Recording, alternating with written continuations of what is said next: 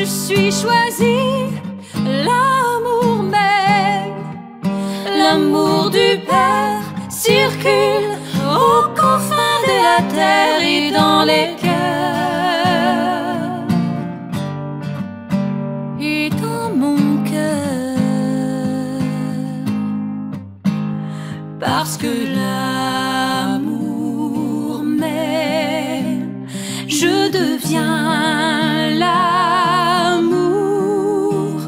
parce que l'amour m'aime, je deviens l'amour.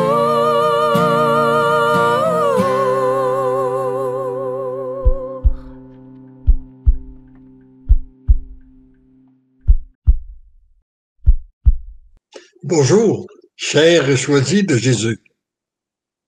Aujourd'hui, je suis très heureux de pouvoir vous commenter et qu'on puisse réfléchir ensemble sur la règle 19.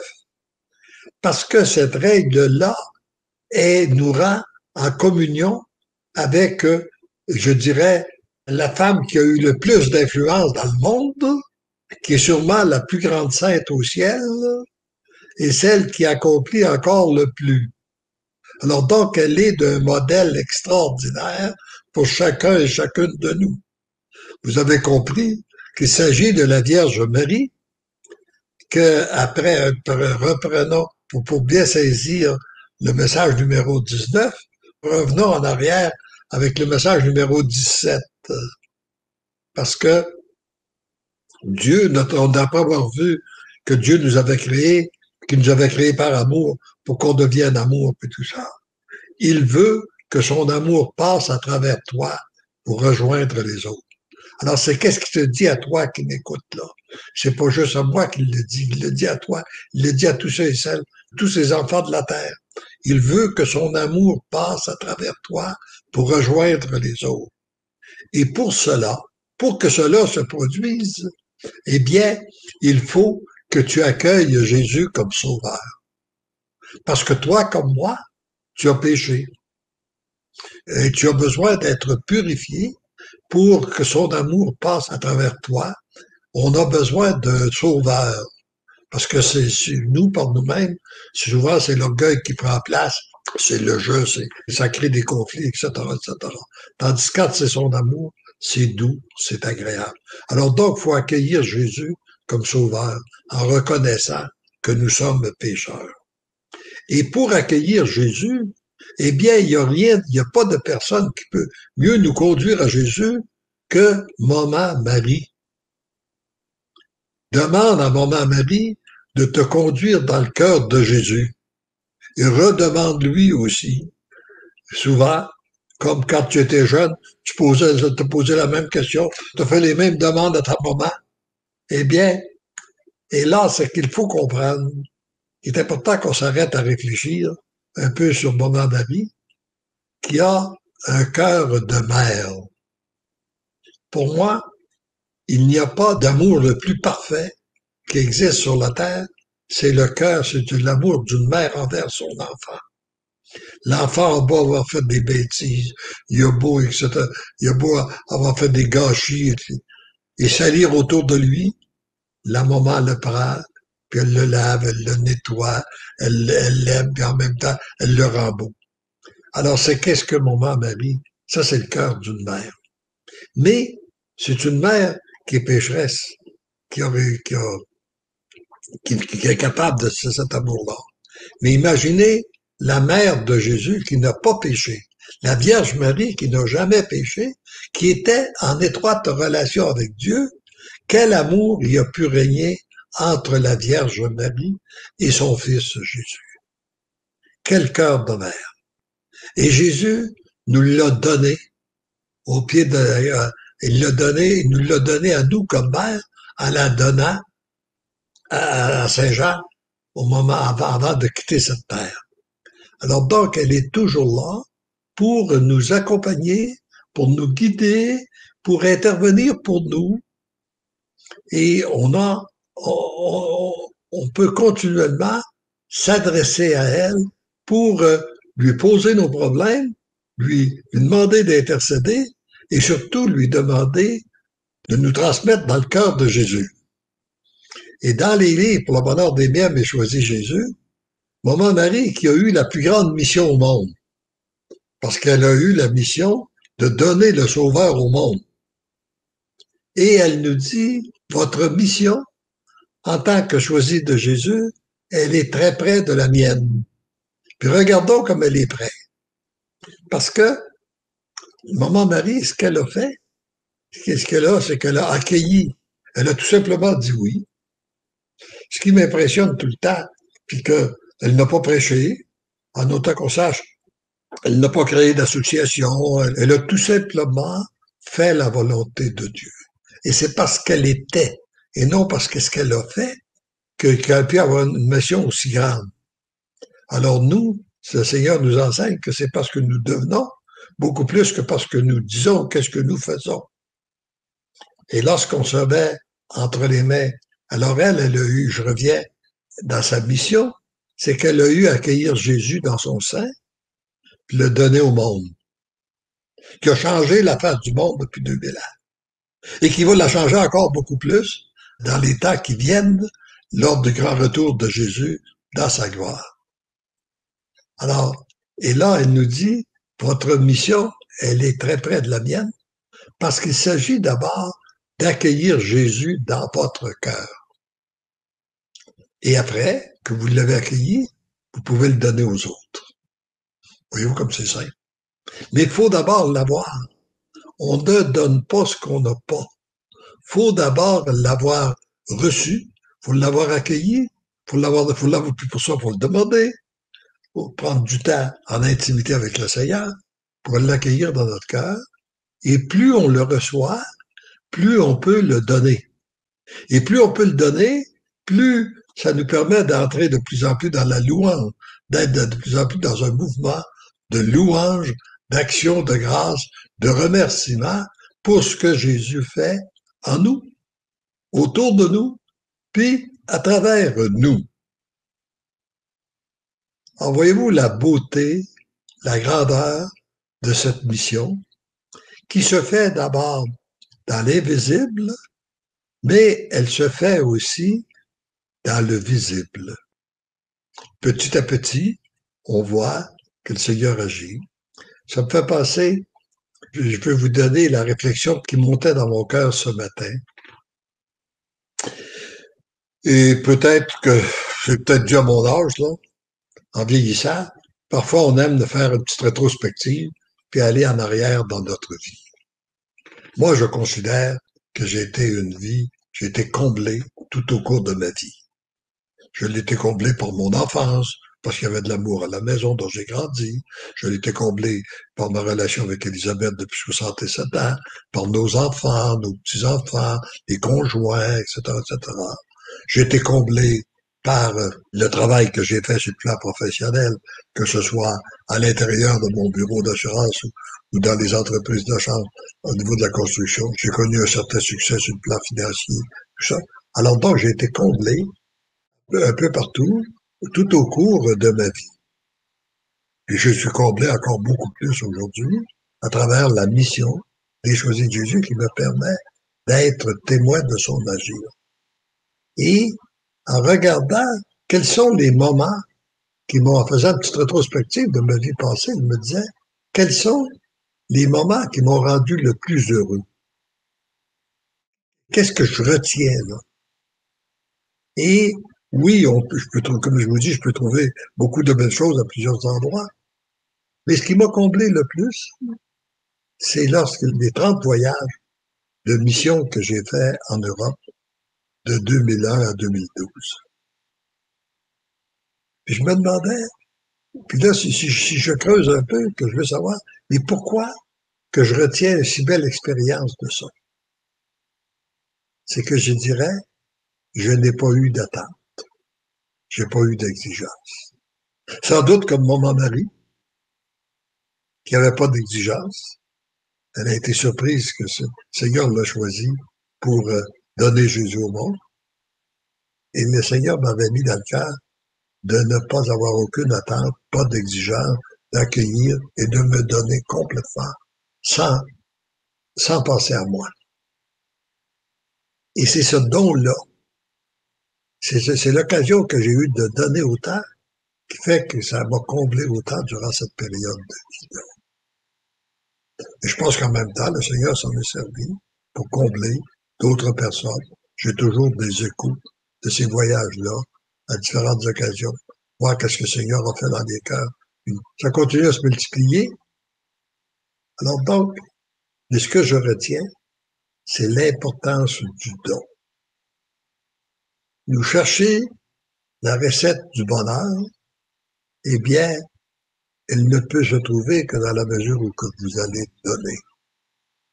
Ne pensez pas à qu'est-ce que vous allez recevoir. Cherchez d'abord à donner sans rien attendre en retour. Si les gens vous remercient, c'est très bien, mais si vous ne remerciez pas, puis même si vous payez par des ingratitudes ou de l'indifférence ou même parfois des paroles désagréables, eh bien, accueillez-les pour les offrir à Jésus. On est prêt. On accueille tout pour tout accueillir, tout lui donner et vivre en harmonie avec lui. Alors ça, et c'est sans doute ce que Maman Marie nous enseigne. Elle n'a pas eu d'exigence, elle a tout simplement voulu faire la volonté de Dieu. Elle a voulu se donner parce que elle aimait son Dieu. Elle aimait son Créateur, elle était créée par amour, puis elle voulait que l'amour de Dieu puisse passer à travers elle pour rejoindre les autres. Et il nous a donné un sauveur, et elle continue encore. N'oublions pas son rôle qu'elle a. C'est beau de parler de son rôle qu'elle a eu il y a 2000 ans, mais elle a encore un rôle extraordinaire qui se joue présentement dans les derniers temps que nous vivons. Parce qu'en même temps qu'elle a eu la mission de donner Jésus au monde, elle a la mission de préparer les cœurs pour l'accueillir dans sa gloire, qui est sûrement pour très bientôt. Tant qu'à la date exacte, on ne le sait pas. Mais elle prépare les cœurs. Mais par contre, elle ne s'impose pas. Elle attend, tout simplement, comme Dieu, notre Sauveur, qui ne s'impose pas. Elle attend qu'on lui demande. Mais lorsqu'on lui demande, tout de suite, elle court vers nous, puis elle cherche à nous combler.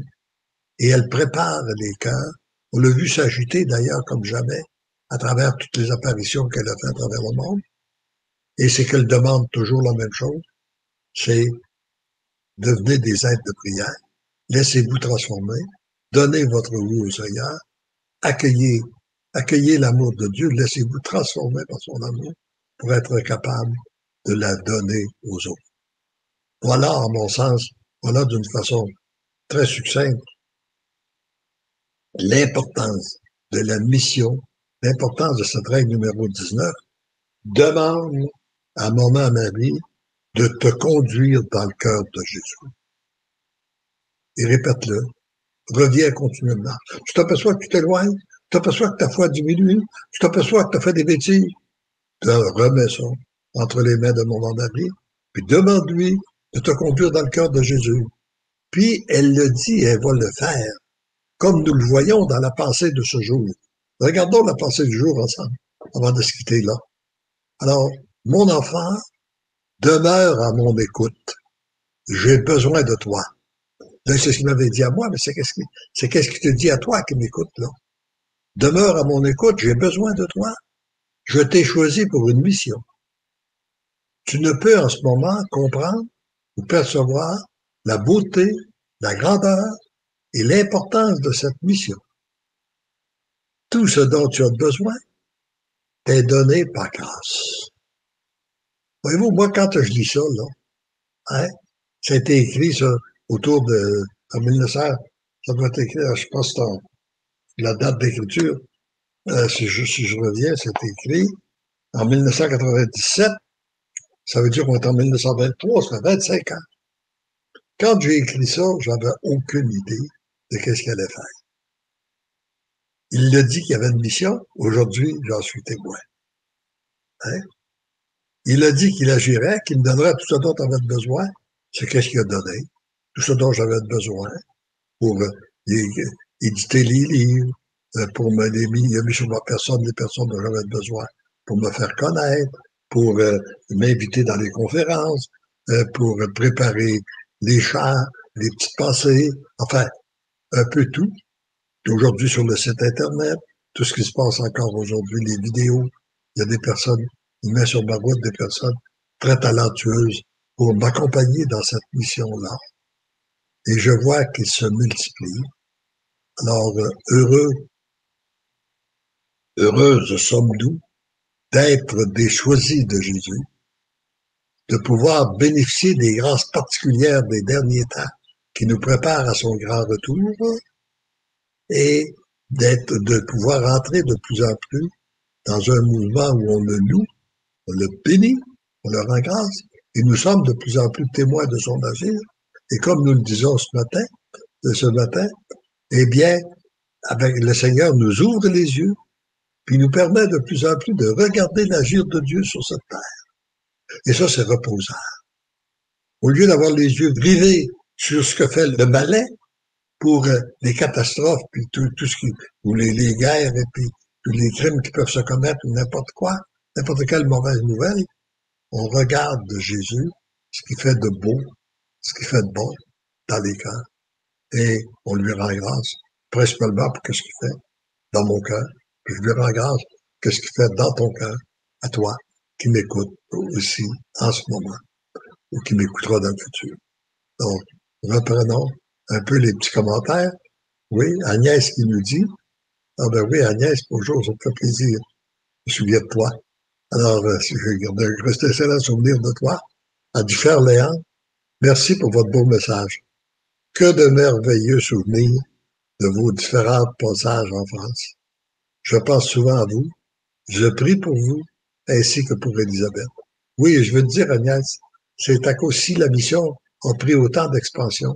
C'est grâce à des personnes comme toi qui à la suite, qui ont donné leur oui au Seigneur et qui prient pour moi, qui prient pour Élisabeth, qui prient pour la mission et qui prient aussi pour tous les gens, les choisis de Jésus qu'il y a à travers le monde.